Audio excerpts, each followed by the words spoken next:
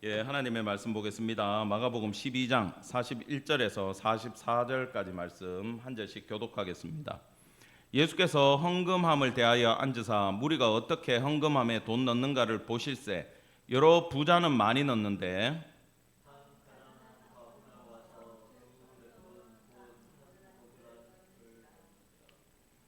예수께서 제자들을 불러다가 이르시되 내가 진실로 너희에게 이르노니 이 가난한 과부는 헌금함에 넣는 모든 사람보다 많이 넣었도다. 다 그 풍족한 중에 넣었거니와 이 과부는 그 가난한 중에서 자기의 모든 소유 곧 생활비 전부를 넣었느니라 하시니라. 아멘. 오늘 말씀의 제목은 가난한 과부의 헌금입니다. 지금 이 본문을 우리가 이해할 때 제일 중요한 게, 제가 지난주 설교 때 말씀드렸죠. 성경을 1차 본문으로 볼 거냐 2차로 문헌으로 볼 거냐, 그 얘기를 했어요. 하나님이 이 성경 이 부분을 가지고 우리에게 어떤 말씀을 주시는지를 여러분 정확히 이해하는 시간 되기를 바랍니다. 이 헌금 부분은 보통은 교회에서 헌금이 필요할 때 가장 많이 쓰는 본문이에요. 짧기도 짧지만 항상 이제 이런 부분을 설교할 때 그 갈등이 생기는 것이, 내가 이 헌금 설교를 해야 되나 말아야 되나라는 생각이 들 때가 있어요, 솔직히.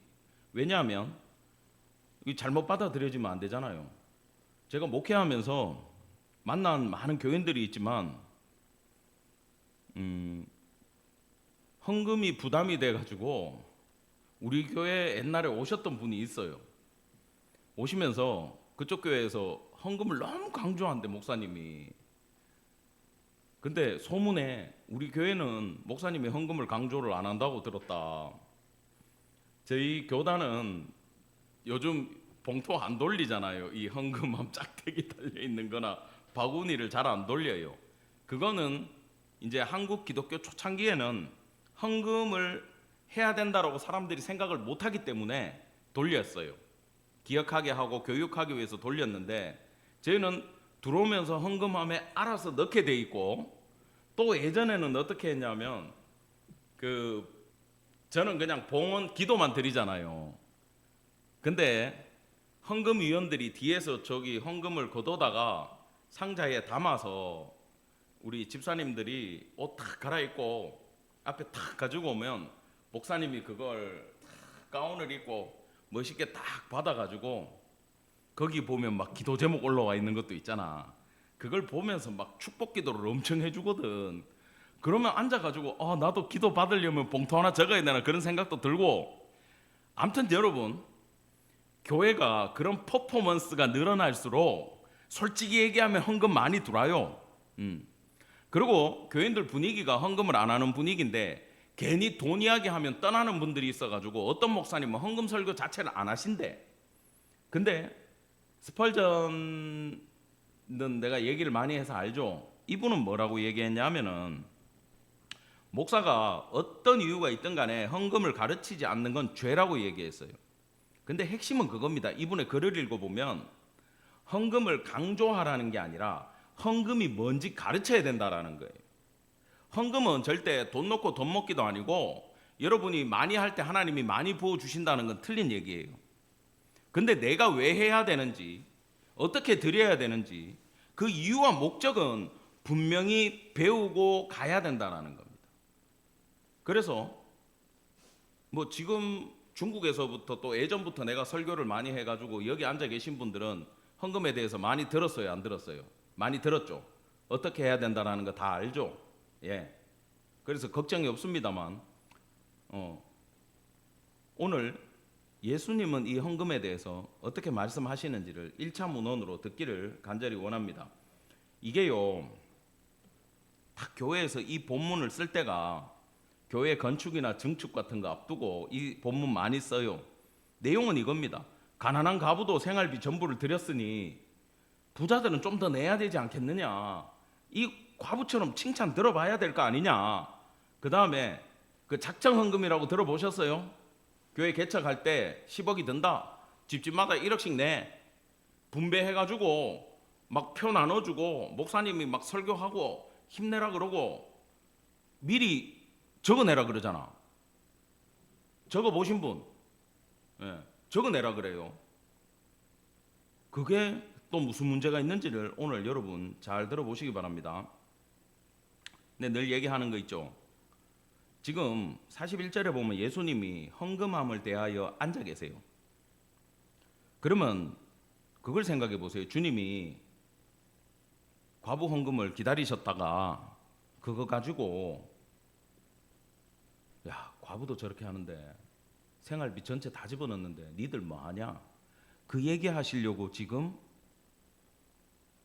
성전에서 논쟁하시다가 헌금함 앞에 앉았을까요? 아무리 생각해도 그건 아니죠. 확실히 똑똑해. 그 얘기가 아닙니다. 41절 다 같이 보겠습니다. 시작. 예수께서 헌금함을 대하여 앉으사 무리가 어떻게 헌금함에 돈 넣는가를 보실새 여러 부자는 많이 넣는데, 이 무슨 얘기냐 하면 이 그림입니다.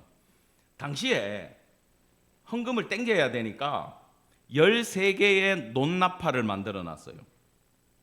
그리고 당시에 세겔로 헌금했던 거 알죠? 성전 주화가 따로 있었잖아요. 그러면 여러분 이 트럼펫 같이 생기고 이 나팔, 금속 나팔 동으로 만드는 데다가 동전을 던져 놓으면 어떤 느낌일까? 쫙 하면서 내려갈 거 아니야.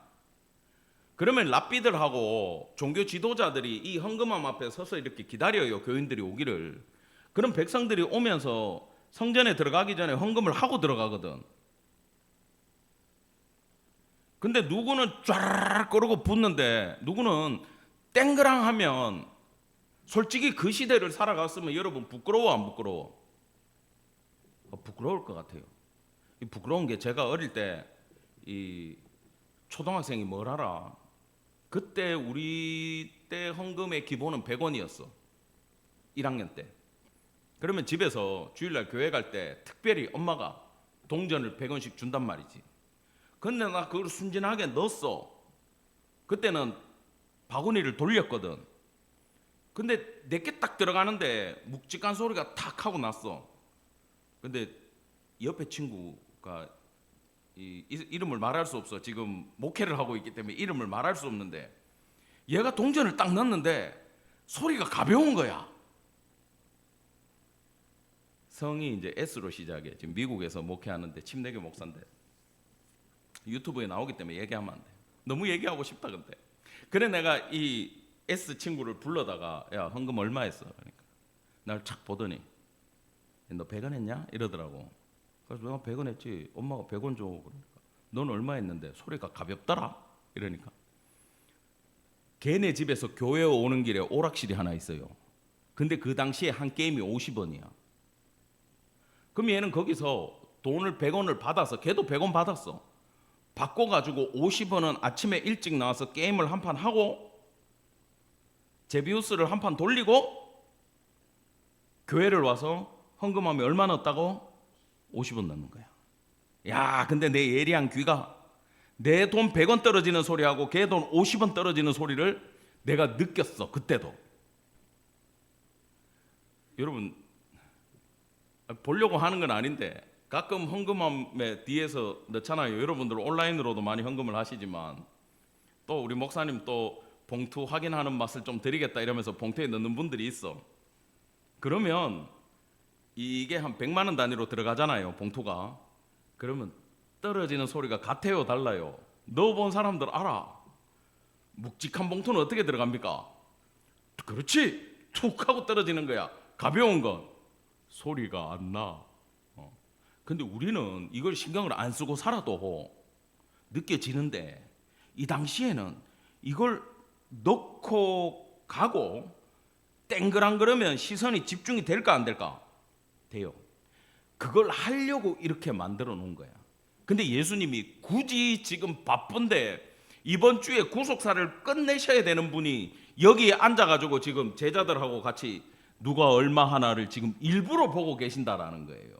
그러면 반드시 이유가 있다라는 겁니다. 자, 42절부터 우리 44절 한 목소리로 보겠습니다. 시작. 한 가난한 과부는 와서 두 렙돈 곧 한 고드란트를 넣는지라. 예수께서 제자를 불러다가 이르시되 내가 진실로 너희에게 이르노니 이 가난한 과부는 헌금함에 넣는 모든 사람보다 많이 넣었도다. 그들은 다 그 풍족한 중에 넣었거니와 이 과부는 그 가난한 중에서 자기 모든 소유 곧 생활비 전부를 넣었느니라 하시니라. 그러니까 집사님들 헌금 좀 하세요라고 얘기할 때 얼마나 좋아.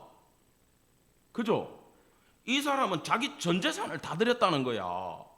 근데 왜 헌금을 못해라고 얘기하면 예수님도 이래 얘기했으니까 할 말이 없는 거예요. 근데요, 이 두 렙돈 한 고드란트라는 말과 이 여자가 가난한 과부라고 얘기할 때 그 느낌이 우리가 생각하는 거하고 다릅니다, 여러분. 그걸 아셔야 돼요. 여러분, 그 헬라어 중에는 가난하다라는 말이 세 개가 있어요. 첫 번째는 이런 거야. 상대적으로 저 사람 뭐 대기업 다니고 연봉 1억이 넘는 사람이고 뭐 어떤 사람 임원이고 우리는 일반 직장인이다 그러면 상대적으로 우리가 어때요? 가난하죠. 요럴 때 내가 저 사람보다 좀 가난하다랄 때 쓰는 단어가 있고, 두 번째, 내가 진짜 이건 절대적 빈곤에는 들어가요. 가난해. 그래서 내가 일을 하면서 겨우 한 달 한 달을 먹고 살아. 요 빈곤이라는 건 여러분 따라합시다. 생계를 걱정하는 빈곤. 예. 근데 이 여자한테 쓴 휘스테레세우스라는 이 단어는요. 따라합시다. 절대 결핍. 이건요. 생계를 유지하는 사람이 아니고 생존을 걱정해야 되는 사람이야. 굶어 죽을 수 있다라는 뜻이에요, 여러분. 이 가난하다라는 것은. 그러면 이 가난한 과부가 하나님 앞에 나가고 싶은데 뭐라도 내야 되니까 마지막 한 끼 식사할 수 있는 남은 돈을 끌어다가 주님 만나기 위해서 지금 넣고 성전에 들어갔다라는 뜻이에요. 예수님이 지금 그 상황을 보고 있어요. 그러면 왜 그 당시 성전에 들어가기 위해서는 13개의 나팔을 통과해야 되고 종교 지도자들은 왜 그 자리에 지키고 서 있었는지를 생각할 수 있어야 된다는 겁니다. 예수님이 지금 이 건수로 얘기를 하는 거예요. 똑같아. 지금은 액면가로 말씀하고 있지 않아요, 예수님이. 아시겠어요? 자, 지금 이 성전은요, 헤롯 성전입니다. 헤롯 성전은요, 특징이 있어요. 헤롯이 누굽니까? 에돔 족속이라고 나와요. 에돔 족속은요, 야곱의 자손이 아니잖아요. 에서의 자손이잖아요. 구속사에서 잘려 나갔잖아, 이 친구는. 근데 이 헤롯 집안이 정치를 잘해, 정치를 잘하니까 대대로 로마의 로비를 해가지고 이 유다 땅에 분봉왕의 자리를 차지하던 그런 정치가였어요. 그런데 유대를 다스려야 되는데 여기는 툭하면 반란이 일어나고 툭하면 불 지르고 툭하면 막 소요가 일어난단 말이야. 근데요, 당시에 군인이든 왕이든 분봉왕이든 간에 로마가 제일 싫어하는 게 뭐냐 하면은 소요 사태가 일어나는 거예요. 안정되게 제발 좀 가만히 있어라. 그러면 내가 지휘관이든 왕이든 내가 로마에 잘 보이고 내 이름을 세우려고 하면 내 임기 동안 아무 일도 없는 게 나한테는 가장 유리하다라는 거지. 그래서 예수님의 제자들이 다 잡힐 때 예수를 전해서 잡힌 적 없어요. 바울도 그렇고. 시끄럽게 해서 잡혔다는 거야. 아시겠어요? 그래야 로마의 구속이 되거든. 그 얘기입니다.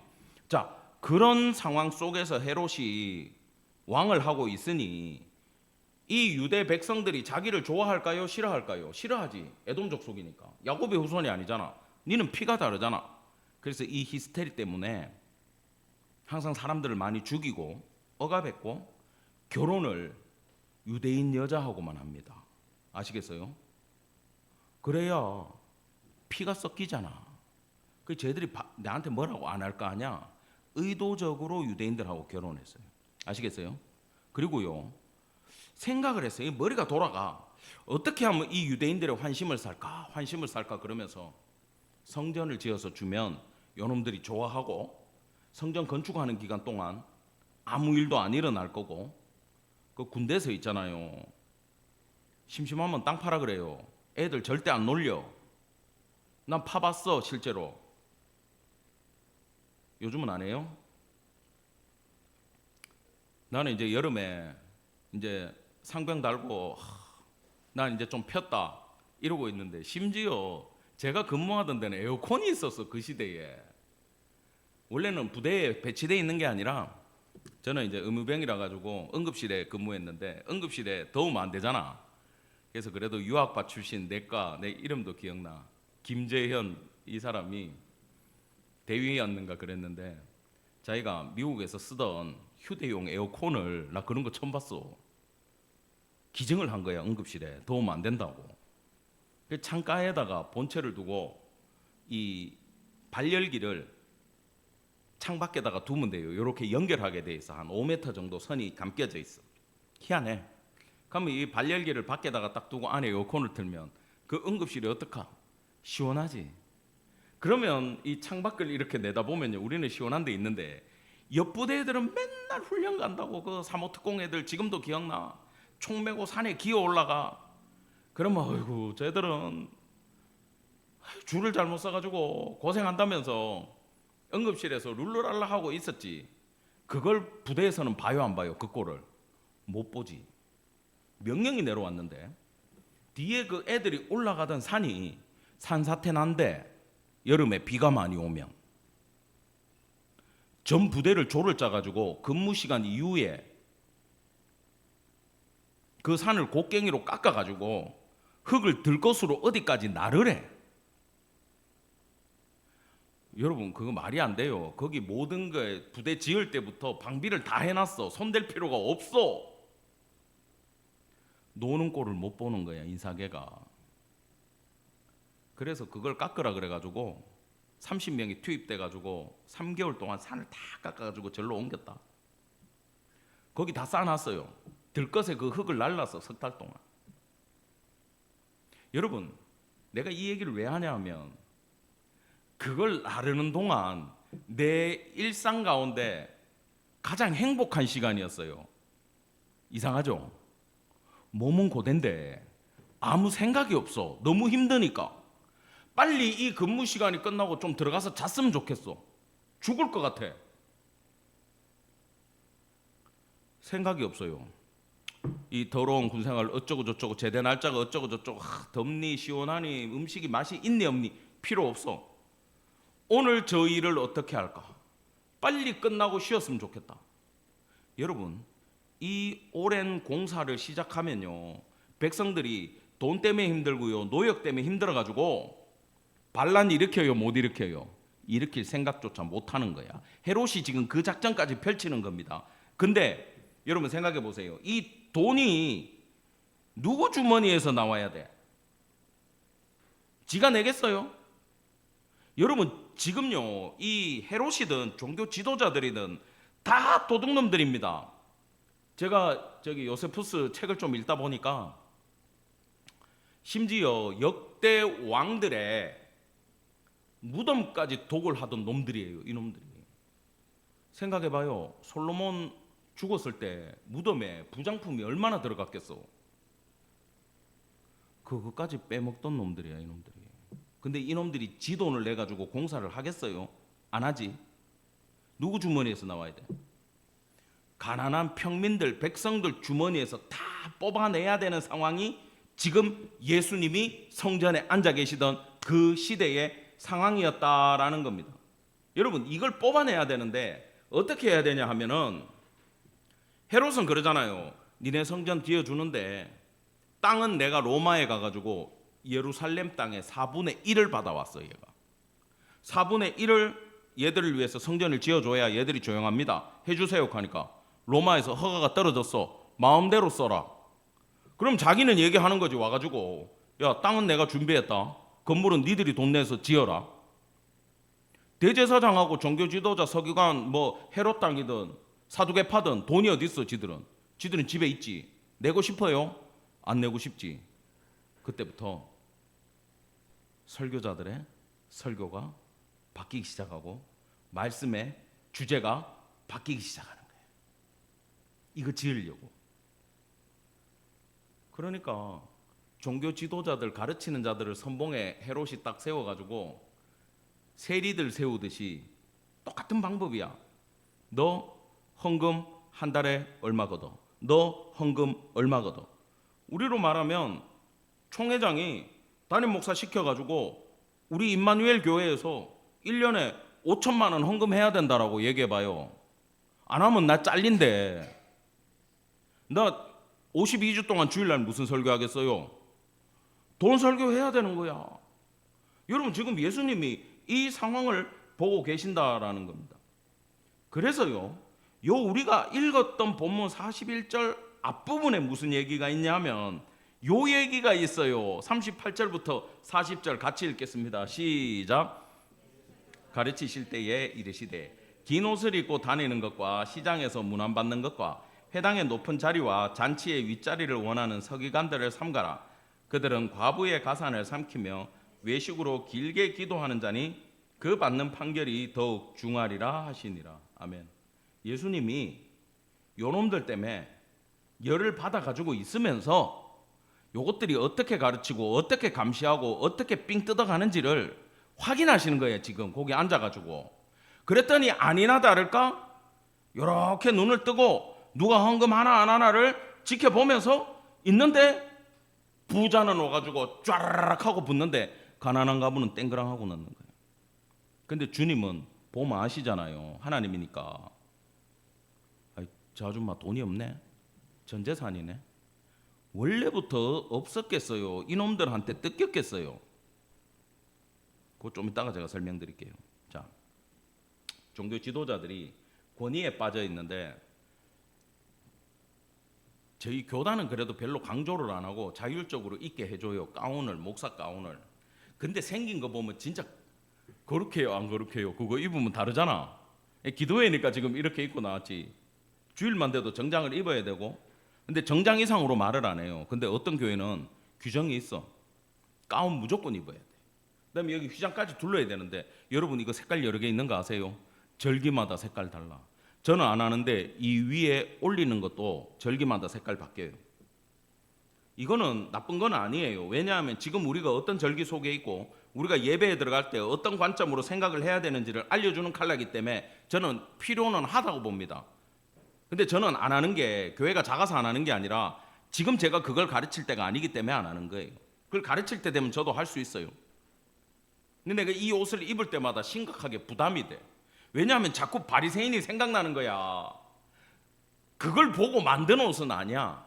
여러분, 이게 이렇습니다. 사람의 옷이라는 게요, 트레이닝 입고 스리퍼 신고 마트 갈 때의 기분하고, 그래도 집사님들 여자들도 알 거 아니야. 내 옷 중에 제일 예쁜 거 입고 백화점 갈 때 마인드가 틀리잖아. 다르잖아요. 근데 생각해 보세요. 이 정장을 해가지고 이 목을 딱 쪼잖아요. 얼마나 효과 있는지 압니까? 저는 이 로만 칼라 선물 받은 게 있어서 자주 입잖아요. 지난주 병문안을 갔어. 주일날 조카가 병원에 있어가지고 병문안을 갔는데 면회 시간 끝났대. 못 들어간대. 거기는 약간 중증도 환자 방이라 가지고 이 문이 닫혀 있어. 간호사가 나와서 확인하고 열어줘. 오늘 면회 시간 끝났습니다. 탁 닫는 거야. 그래 그 다른 조카가 와가지고 부탁을 하는 거야. 얘가 머리가 돌아가. 저희도 알고 있고 면회 안 되는 거 알고 다른 환자들한테 피해 주는 거 아는데 지금 교회에서 목사님이 오셨습니다. 그래서 목사님이 환자 얼굴이라도 보고 기도해 준다 그러니까 알고 보면 외삼촌인데 금방 나올 테니까 얼굴이라도 보게 해 주십시오. 목사님 오셨습니다. 근데 복장이 목사 옷이 아니야. 야, 이때 그 교회에 나오는 로만 칼라가 힘이 있더라. 탁 입고 까만 거 딱 입고 성경책 딱 끼고 가니까 간호사가 이렇게 탁 아래 위로 보더니 그러면 절대 어떤 종교든 종교 활동은 안 되니 가서 예배는 안 돼요. 성경책은 두고 가세요. 야, 성경책 못 들고 갔어.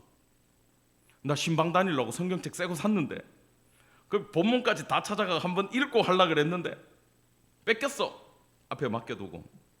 그래도 면회 시간 끝났는데 목사 옷 입고 있으니까 들어가라 그러더라. 그래서 들어가서 손잡고 기도해주고 5분 만에 진짜 나왔어요. 아쉽지만. 자, 근데 이 당시에 원래 취지는 이 옷이 가운처럼 길고 쭉 떨어지면 이 거룩한 옷을 입고 술집 가 못 가? 못 가. 짝다리 짚고 서 있을 수 있어 없어? 안 돼. 그러면 행동이 얼마나 조심되겠어요. 그죠? 경건한 삶을 살 수 있는 옷은 맞단 말입니다. 근데 요놈들이 그 거룩한 옷을 입고 사람 많은 데 가가지고 에헴하고 있으면 지나가던 평민들이 우리 랍비 오셨습니까? 아유 우리 어르신 오셨습니까? 아유 우리 선생님 오셨습니까? 그러면서 굽신굽신 인사하면 할렐루야 하면서 손으로 이렇게 톡톡 축복해주고 지나가는 거야. 이 재미 들려가지고 이걸 자기의 권위로 생각하기 때문에 점점 더 있어 보이는 옷으로 개발을 하더라는 거지. 예수님이 보니까 패션쇼야 뭐요? 아니 길거리에 그러고 돌아다니는 거야. 그러니까 야 골방에 들어가서 기도해라 그러시잖아. 그 다음에 중요한 게 뭐냐 하면은 기도가 비즈니스가 됐어요. 내가 이걸 찾아봤는데 무슨 얘기냐면 이 얘기입니다.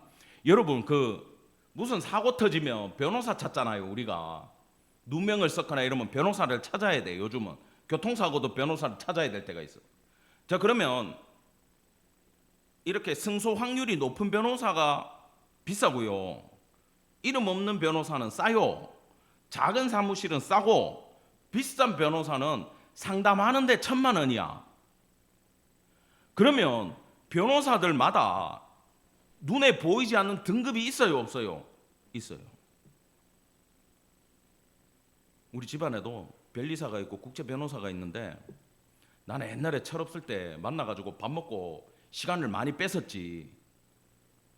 근데 그 얘기하더라고. 나중에 내 상담이 시간당 얼마라면서 밥 다 먹고 얘기하시더라.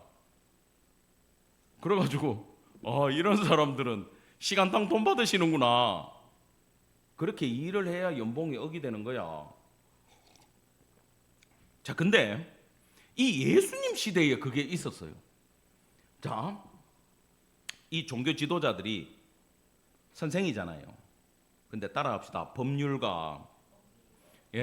모세의 율법을 가지고 이 성도들의 백성들의 삶 가운데 일어나는 문제에 대해서 법적인 해석을 해주고 법률을 조언해주고 세금을 조정해주고 하는 모든 세무회계 법무를 다 맡고 있던 자들이 종교 지도자들이었어요. 바리새인 서기관들이. 사두개파가 제사장이 그 짓을 하고 있었어. 자 근데 이 사람들이요 길에 나가서 하늘을 향해 두 팔을 벌리고 기도를 하는데 자 1번 선생님이 기도를 10분 하고 2번 선생님이 13분을 하고 3번 선생님이 기도를 40분을 했네. 그러면 이 수임료가 변해. 기도가 긴 사람들이 돈을 더 받았대요. 그러면 내가 부자가 되고 싶고 능력 있는 지도자가 되려면 기도를 길게 해야 돼, 짧게 해야 돼? 무지 길게 해야지. 이걸 예수님이 뭐라 그랬냐 하면은 저놈들 기도하고 있는 게 아니고 돈 벌려고 사람들 앞에 연기하고 있다. 배우들이다. 그게 외식하는 서기관과 바리새인이라는 뜻이에요. 왜 기도를 길게 했는지 알겠죠? 나 그냥 영적 능력이 있어서 기도를 길게 해, 아름답게 해가 아니라 이게 직결된 게 내 수입하고 연결이 돼 있다는 거지. 영업 이익을 담보로 한 기도 시간이었다는 거예요. 이게 이들의 문제였어요. 그러니까 여기서 끝나면 되는데 법률 자문을 받는데 예를 들어 A라는 여자가 찾아왔어. 며칠 전에 남편이 죽었대. 아들은 없대. 보호자가 있어요 없어요? 그러면 니네 집에 매겨지는 그 인두세라든지 모든 소득 있잖아요. 그거에 대해서 정해가지고 근데 네 상황이 힘드니까 내가 얘기해 줄 테니까 네 세금을 올해부터는 3분의 1만 내라. 보호해 주라고 맡겨놓은 직책이에요 원래는. 근데 이 여자가 딱 보니까 돈도 없고 백도 없고 아무것도 없어. 남은 거 다 뽑아버리는 거야. 세금을 없는 건데 어디 알아볼 데가 없잖아. 외간 남자 만날 수 있어요? 못 만나요. 못 물어봐요. 돌 맞아. 오해 사면. 아들도 없어. 재산 물려줄 데도 없어. 요런 걸 이용해 가지고 덤태기 씌워 가지고 과부의 가산을 삼키던 놈들이 종교 지도자들이었어. 아시겠어요? 이런 게 전부 다 뒤로 어디로 흘러 들어갔다고? 성전으로 흘러 들어갔다라는 겁니다. 여러분, 이게요, 지금 시대에는 이런 경우가 있을까 없을까? 있어요? 보셨어요? 목적형 부흥회라는 게 있었어요, 옛날에. 목적형 부흥회는 이런 겁니다. 저는 교회 건축에 대해서 비난하는 건 아닌데 당시에 우리 신앙의 선배들이 잘못했던 일들도 있어요. 그때는 진짜 성전이 필요했습니다. 그러면 차곡차곡 말씀만 제대로 가르쳐 놓으면 안 시켜도 합니까 안 합니까? 해요. 내가 해봤어.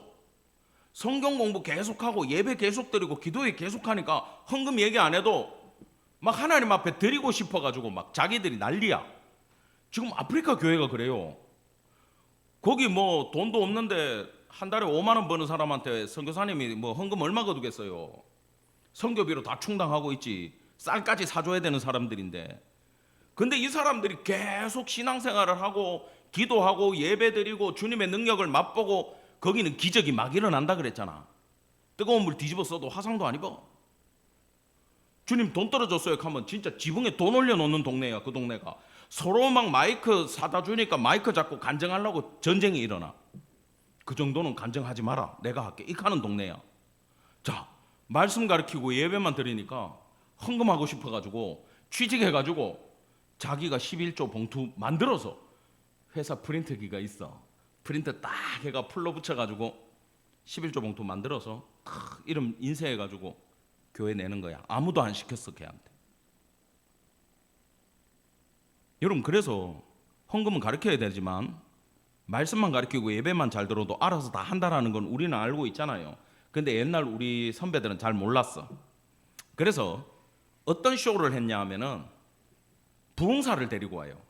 자, 가을 대성회를 열어. 담임 목사의 목적은 교회 건축이야.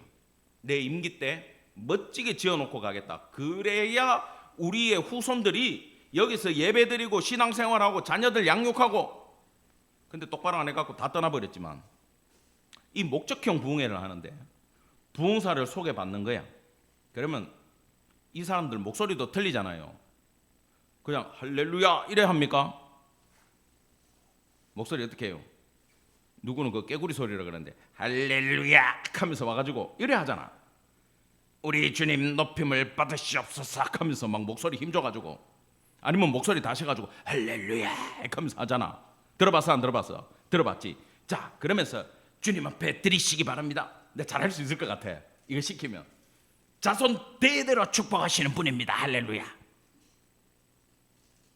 주님 앞에 드리면 30배, 60배, 100배의 결실을 맺게 해주실 겁니다. 믿으시는 분 아멘. 목소리 봐라 아멘. 아무도 안 믿어 우리 교회. 목 아파라. 내가 연극 동아리 출신이라가 옛날에 좀 했는데 이제 잘 안 돼. 그러면요, 부흥회 끝나고 엄마 아빠 집에 와가지고 겁나 고민해요. 해야 되나 말아야 되나 이렇게 하면서. 근데 금방 목이 쉬었어. 안 했어. 둘째 날 교회 오다가 교통사고 났어. 다운돼가지고 부흥에 앉아 있는데 목사님이 막 다른 사람이 얘기하면서 개구리 소리 너무 내다가 목 쉬었어. 이런 거 하면 안 돼. 괜히 흉내 냈어. 자, 그러면서 헌금 똑바로 안 하고 신앙생활 똑바로 안 하면 오다가 교통사고 나고 자식이 교통사고 나고 니들이 아끼고 비축했던 그 돈을 하나님이 10배로 갖고 가는 거야. 어디 건방지게 주님의 걸 도둑질을 해. 천벌 받을 것들. 이렇게 하면 그 다음날 어떤 마음이 들어? 시컬렀다, 내 잘못했는갑다 하면서 작정해라 이렇게 하고 있는 거야. 안 내면 우리 주님이 빵꾸 내십니다. 몇 배 빵꾸 내는지 보시기 바랍니다. 이딴 소리 하고 있는 거야. 가만 마음은 여리고 지식은 없는데 그런 소리 들으면 계속 귀에서 빵꾸 이렇게 하고 있다고. 메꿔야 되겠다. 여보, 우리 11조 얼마 뛴 거 먹었노? 다시 주님 앞에 드리자. 뭐예요? 돈 넣고 돈 먹기예요. 그러니까 교인들이 길 가다 자빠지고 무슨 일만 생기면 딱 머리에 드는 생각이 뭐야? 내가 뭐 주님 앞에 잘못 살았나? 여러분, 만유의 주가 우리같이 이런 연약하고 미약하고 가진 거 없는 사람이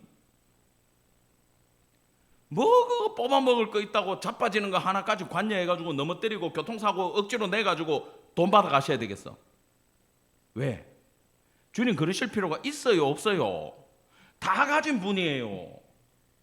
여러분 그거 믿으시기 바랍니다. 우리가 믿는 그 하나님은 우리 헌금으로 사는 분이 아니에요. 내가 맨날 얘기하잖아. 저는 교회에서 평생 주방 봉사했습니다. 그래 밥 해가지고 누가 먹었는데? 우리가 먹는 거잖아.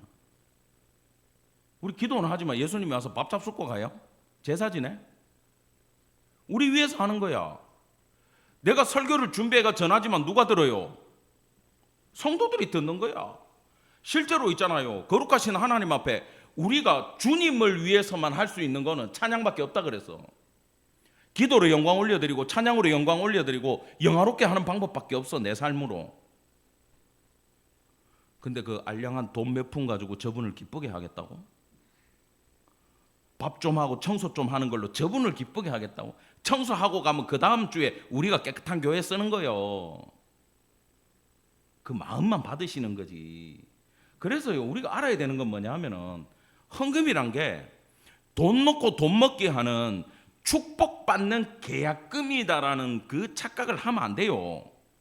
절대. 근데 그런 식으로 자꾸 이야기하고 11조 건축원금 뽑아가는 거는 기독교의 일종의 사기 수법이에요. 그거 믿으시지 마세요. 절대 헌금을 그렇게 배우시면 안 돼. 그거 폭력이야.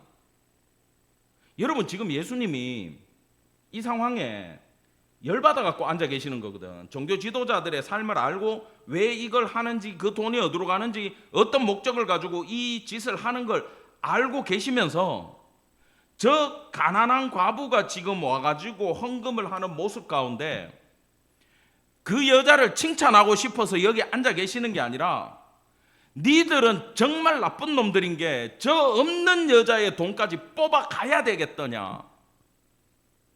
꼭 그 두 랩돈까지 니들이 뽑아 가야 니들의 욕심이 채워지느냐. 그 고발을 하고 계시는 거지. 물론 저는요, 이 여인은 하나님이 채워주셨겠어 안 채워주셨겠어? 사기를 의해 당했던 오늘 저녁 때거리가 없든 간에 난 하나님이 채워주시리라고 믿어요. 그 축복은 받았을 거야, 이 여자가. 근데 그 축복에 지금 포인트가 있는 게 아니라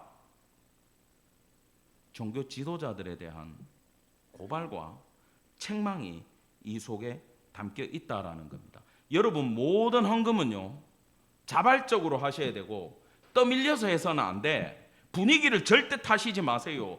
옆집에서 어떻게 한다고 나도 어떻게 해야지, 저 사람하고 내가 레벨이 비슷한데 네가 어떻게 하니까 나도 어떻게 해야지, 그 생각 절대 하지 마세요.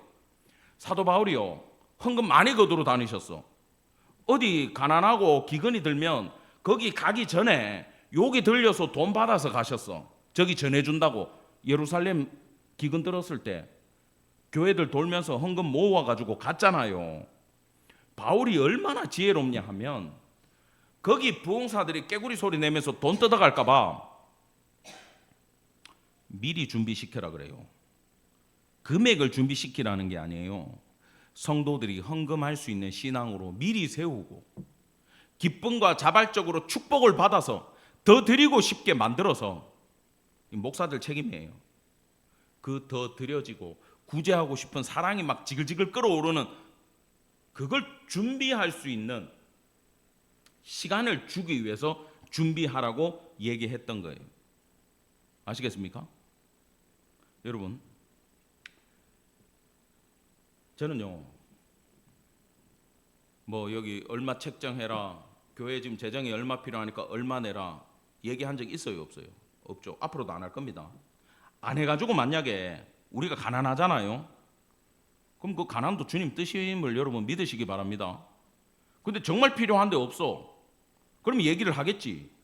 근데요, 저는 정말 신기한 게 그 얘기하기 전에 항상 주님이 채워주셨음을 여러분 기억하시기 바랍니다. 제 얼굴이 어디 봐서 굶고 다니는 것 같진 않잖아. 그죠? 잘 먹고 다녀요. 하나님이 채워주시니까 되는 거예요. 전 그걸 믿어요. 그리고 지금 우리 성도들은 이 헌금에 대해서 정확한 개념이 말씀 공부를 하면서 저절로 다 잡혀있기 때문에 얘기할 필요가 없어요. 근데 진짜 뭐 헌금 때문에 시험 들어가지고 우리 교회 왔습니다라고 예전처럼 찾아오면은 가르칠 거예요, 그 사람. 그러나 절대 헌금을 분위기 타고 떠밀리고 심리적인 압박감 가운데는 하지 마시기 바랍니다. 저는 다른 교단 목사님 책을 봤는데 내가 이 책을 읽고 생각을 진짜 많이 했어요.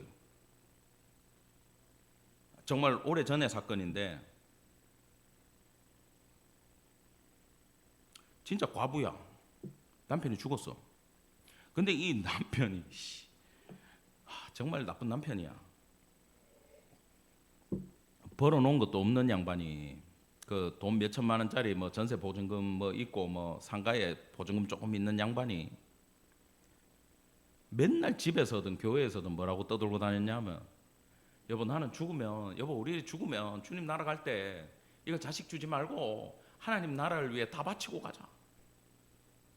이걸 입에 달고 사셨대 남편이. 근데 지 말대로 일찍 죽었어, 지 혼자. 자식도 있는데. 근데 이 여자도 얼마나 믿음이 뛰어난가 하면, 이런 말 하면 안 돼. 이 얼마나 순진한가 하면은 막 죽은 남편 때문에 마음이 너무 아파가지고, 우리 집 사람이면 절대 안 그러겠지만 농담이고요. 이 과부된 집사님은 그 전세 보증금 다 빼고 자기 사글세 가면서 그 돈을 재정 장로님한테 들고 온 거야, 평일날. 아니 지금 돌아가셔가지고 교회에서 도와줘도 시원찮은데 전세 보증금 빼갖고 온 거야. 그러면 내가 그 교회 목사고 나쁜 목사라고 칩시다. 그 광고 하겠어 안 하겠어? 하고도 남는 인간이라고? 하죠. 하는 게 아니라 내가 나쁜 사람이면 그 사람을 이용하죠. 과부의 두랩돈 설교를 하면서 이런 분이 계시다. 이런 유언을 받아서 이렇게 다 주님 앞에 드린다고 억만배 축복 받을 거라고 기도해 주면서 광고를 하면 안 하는 사람들은 어떻게 되겠어? 겁나 찔리겠지. 헌금 엄청 올라갈 거야. 근데 그 목사님이 뭐라고 하셨는지 아세요? 장로님한테. 그 장로님은 그걸 또 받아들고 쫄래쫄래 목사님한테 갔어. 물어봐야지. 목사님 상황이 이렇습니다 하니까 목사님이 기도합시다 가더니 무조건 기도했어. 기도해야 돼. 장로님 받으세요. 아무도 안 놀라네. 헌금했으니까 받으세요. 교회 재정에 입력하세요. 그리고 다음 주에 구제비로 그 가정에 지출하세요. 할렐루야. 저는 모르겠습니다. 이게 주님이 어떻게 받으시는지는 모르겠지만 제 젊을 때 이걸 읽었을 때 저는 신선한 충격을 받았어요. 야, 이런 목사님이 계시나? 놀라운 지혜죠. 하나님 앞에 드렸고 교회는 정식으로 기쁜 마음으로 주님 앞에 축복으로 올려드리고, 그리고 그 가정이 상이당하고 재정에 아무것도 없으니까 뭘 했다고요? 더 보태가지고 구제를 해서 그 가정의 자녀들이 학교 다니고 살 수 있게 교회에서 도와줬다라고 간증을 적어 놓으셨더라고, 책에. 제가 그걸 보면서 그때 기억났던 게, 사랑이 먼저다. 율법이 아니라 사랑이 먼저다. 그리고 그 드린 분은요, 어떤 마음이었겠어? 남편이 천국 갔다는 확신이 없는데 주님 앞에 그래 할 수 있어요? 못했을 거야. 감사가 먼저였어. 드리는 사람은 주님 은혜에 감사합니다에 대한 표현이 돼야 되고, 받는 주의 종과 교회와 축복해 주는 자들은 뭐가 문제라고요? 사랑이 문제라 해야 돼. 여러분, 자녀를 양육하고 인간관계를 만들어 가는 데 있어서 이 사랑과 감사의 원리를 절대 잊지 마시기를 간절히 축원합니다. 제가요, 이 책 읽고 얼마 안 돼 가지고 교회에 집사님들도 다 아는 사람이야. 나한테 와서 상담을 했어. 와가지고, 목사님, 제가 생활비를 얼마 받다가 생활비가 줄었는데 여기서 11조를 떼고 감사헌금, 성경헌금, 주일헌금을 다 떼면요, 밥을 못 먹어요, 애들이. 남편 놈의 새끼, 나쁜 새끼. 이제 이 얘기가 나온 거지. 누군지 모르겠지, 이 얘기 듣고. 알겠어요? 몰라주세요, 끝까지. 그래, 내가 뭐라 그랬는지 아세요? 여러분, 하나님이 만약에 그 집사님의 친정 아버지라면 네 11조 갖고 오고 감사헌금 갖고 와라 그러겠어? 아니면은 네 자식들하고 밥 먹고 살아라 그러겠어? 뭐가 문제야? 사랑이 문제죠. 근데 그 집사님은 감사가 문제였어.